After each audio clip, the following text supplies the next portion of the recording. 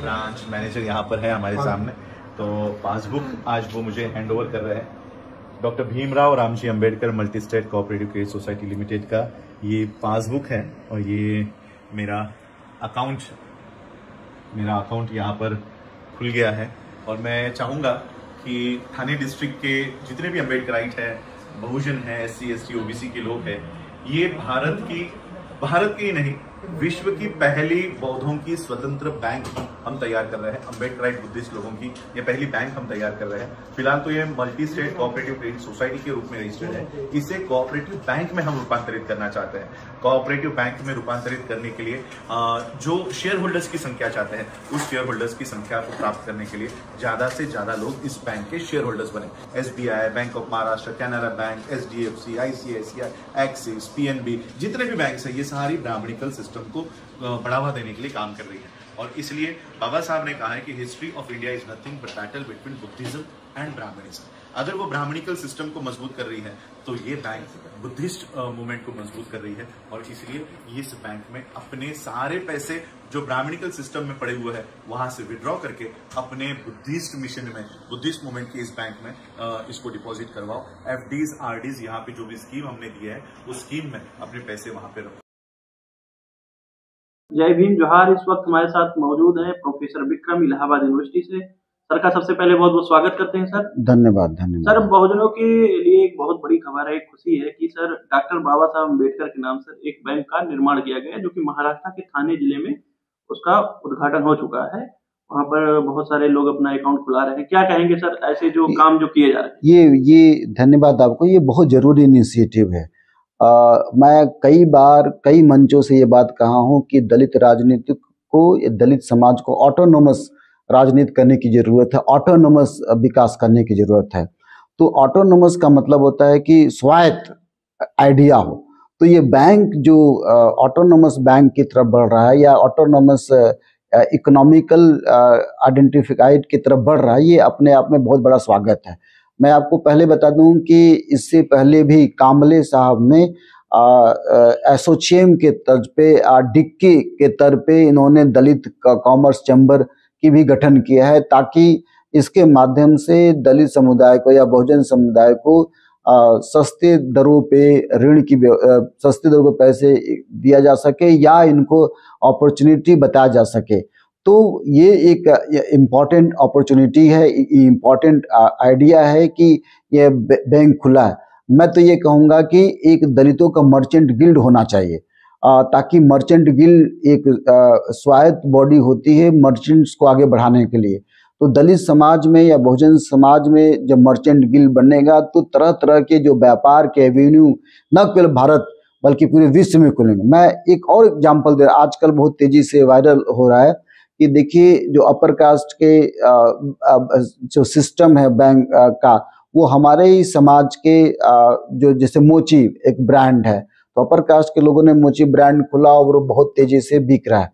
अभी हाल ही में कुछ महाराष्ट्र के ही लोगों ने चमार नामक से एक ब्रांड बनाया है और उसके चमड़े का कारोबार पूरी भारत नहीं पूरी दुनिया में बड़े महंगे बिक रहा है। तो ये बहुत इम्पोर्टेंट है कि दलित एंटरप्रेन्योरशिप बढ़ना चाहिए। हम इसमें नाम ले सकते हैं, कल्पना सरोज एक बड़ा नाम है जो एक इंडिपेंडेंट अपनी इकोनॉमी को आगे बढ़ा रही हैं। कभी एक जमाने में इनके पास 2 रुपया भी नहीं होता था, आज 500-1000 करोड़ की मालकिन है।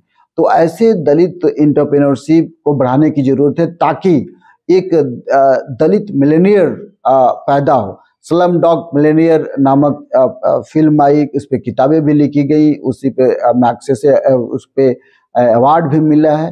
तो मेरी तमन्ना है कि एक independent Dalit school of historiography हो, दलित इतिहास लेखन की स्थापना हो, दलित जो चैम्बर की स्थापना है उसमें दलित मर्चेंट का गिल्ड बनना चाहिए। दलित इकोनॉमी को बढ़ाने के लिए दलितों के अपने जो संगठन है वो बनने चाहिए। हर चीज। इससे क्या फायदा होगा सर जो ये बैंक बन रहे हैं ऐसे जो बहुजनों की तरफ से जो ये किया जा रहा है? सबसे बैंक बनने से क्या, देखिए बैंक क्या है, बैंक में आपके जमा पूंजी इकट्ठा होते हैं, वो ऋण के रूप में या वो इंटरेस्ट के रूप में बढ़ता रहता है। दूसरे बैंकों में तमाम धक्का मुक्की है, चाहे एसबीआई हो या पंजाब नेशनल बैंक हो, तमाम बैंक हैं इस देश में, लेकिन इन बैंकों का जो व्यवहार है वो बहुत दोषपूर्ण रवैया होता है। जैसे बैंक वालों को पता चलता है इस कास्ट के हैं तो वो बोलते तो नहीं है, जैसे उनको पता चलता है कि आप दलित समाज से हैं, बहुजन समाज से हैं, तथा छोटी जाति हैं, तो वो बहुत से जो आइडियाज है बैंक में, जो बहुत से फाइनेंशियल टर्म्स वो आपको बताते नहीं, वो चिढ़ते हैं। और अगर आप मान लीजिए आपको ऋण लेना है बैंक से, 1 करोड़ का बैंक से लेना है, और आप चमार हैं या दलित हैं, तो बैंक मैनेजर आमतौर पे अगर एससी नहीं है, ओबीसी नहीं है, तो वो आपको फाइनेंशियली मदद करना नहीं चाहता। नहीं तो अगर विजय माल्या जैसे लोगों को, तमाम लोगों को इतना 5,000 करोड़ 10,000 करोड़ कैसे ऋण मिल जाता है? कहीं ना कहीं एक कास्ट फैक्टर काम करता है बैंक में।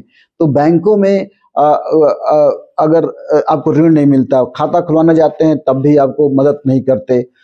इसका एक एग्जाम्पल ये भी देखिए कि कार लोन लेना है, तो कार लोन लेने के लिए बैंक इजीली दे सकता है, लेकिन वो आपसे 50 तो कागज मांग लेता है, और ऐसे कागज मांग लेता है कि आप दे नहीं पाते। तो अगर कई बार जातिवादी जो बैंक मैनेजर हैं या ऊपर के अधिकारी हैं वो आपको देते नहीं हैं और वो मिल नहीं पाता।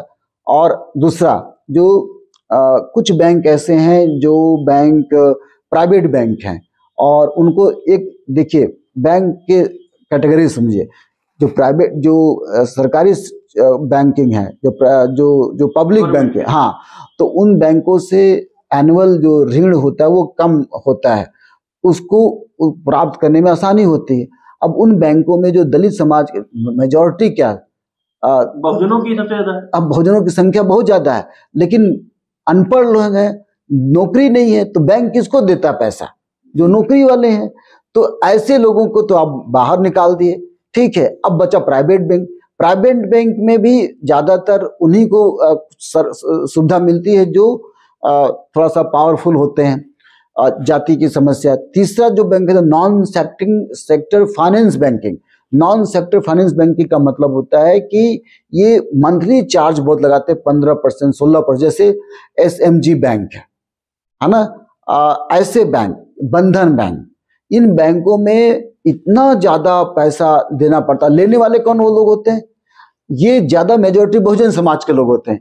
क्यों? इनको सरकारी बैंक से तो पैसा मिल नहीं रहा है और दूसरे बैंक से मिल नहीं है, तो इनकी मजबूरी होती है। अगर 1,000 रुपया लेना है, 50,000 लेना है, इनकी वजह आप 50,000 रुपया का जो ऋण होता है ये 70,000 रुपया, 80,000 रुपया भरते हैं चक्रवृद्धि ब्याज के साथ। हर महीने आपको मजबूर करते। कितने लोगों ने फांसी लगा लिया, कितने लोगों का घर बिक गया ऐसे बैंक के ऋण लेने से।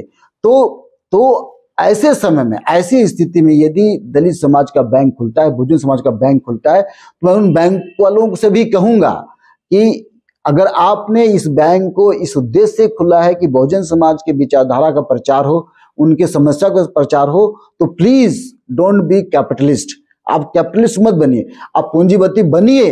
तो जो प्रोटेस्टेंट एथिक है उनके आधार पे बिल गेट्स की तरह बनिए, है ना।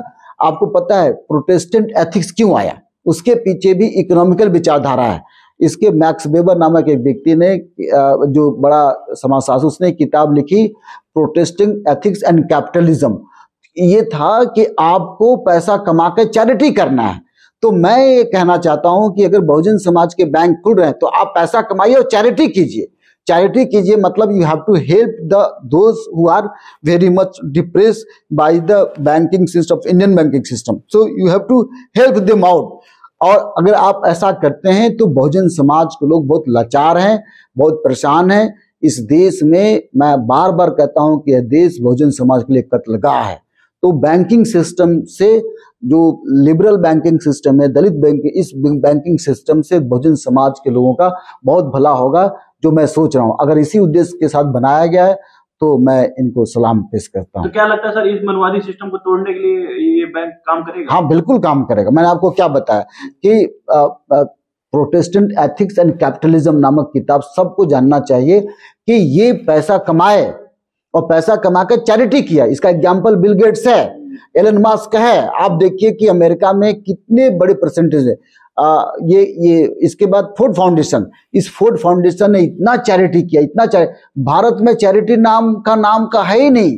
चैरिटी तो ये कहते हैं कि पंडितों को जाकर दान पत्र करो, हाँ उस तरह का मंदिरों में। लेकिन अगर ये चैरिटी करने लगे, हमारे बैंक बने, तो बहुजन समाज का कितना भला होगा। मैं तो सबसे, जो बहुजन समाज के बड़े आइकन्स हैं, मैं सबसे कहूंगा कि आप बैंकिंग सेक्टर के नए बैंकिंग को बनाइए और उसके माध्यम से बहुजन समाज के बच्चों को, बहुजन समाज के लोगों को मजबूत कीजिए इकोनॉमिकली। हाँ, और जब रोजगार मिलेगा तो मैं कह रहा हूं कि अपने आप मनुवाद टूटेगा। मनुवाद तो चाहता कि आप बेरोजगार न रहें, आप अच्छे कपड़े न पहने, उनको मेरे कपड़े से, मेरी गाड़ी से चीड़ मचती है। तो प्रगति एक ऐसा पैमाना है कि उससे समाज चिढ़ता है। तो मनुवाद तो सबसे ज्यादा, आपको पता है, मूछ रखने के लिए गोली मार दी, हाँ, पानी पीने के लिए गोली मार दे रहे हैं, अच्छे कपड़े पहनने के लिए। मैं एक लड़के का नाम लेना नहीं चाहता, उसका किसी यूनिवर्सिटी में केवल अच्छे कपड़े पहन के जाता था, इसलिए उसका टर्मिनेशन हुआ। तो ये कौन सा लॉजिक है, लेकिन हो रहा है। तो आपका कहना है कि कहीं ना कहीं जो बैंकिंग सेक्टर खुलेगा, इससे बहुजन समाज का लाभ होगा, लेकिन लाभ के लिए खुल रहा है तब। हाँ, लाभ के लिए खुला, उसके पीछे आपको पूंजीपति दिमाग नहीं लाना है, आपको पूंजीपति दिमाग विद द चैरिटी लाना होगा। तो साथियों, जो भी लोग इस वीडियो को देख रहे हैं, वीडियो को लाइक करें और चैनल सब्सक्राइब नहीं किया, चैनल सब्सक्राइब करें। बने रहिए तब तक के लिए बहुजन 85 के साथ। धन्यवाद सर, आपने जो जानकारी दी और बहुजन समाज के लोगों को सावधान भी किया कि अब मनुवादियों से लड़ने का समय है, तो हमको हर सेक्टर में जाना होगा, खुद का विश्वविद्यालय खोलना होगा, खुद की बैंक खोलने होंगे, बहुत सारे सेक्टरों को हमको आगे बढ़ना होगा। बने रहिए तब तक के लिए, धन्यवाद।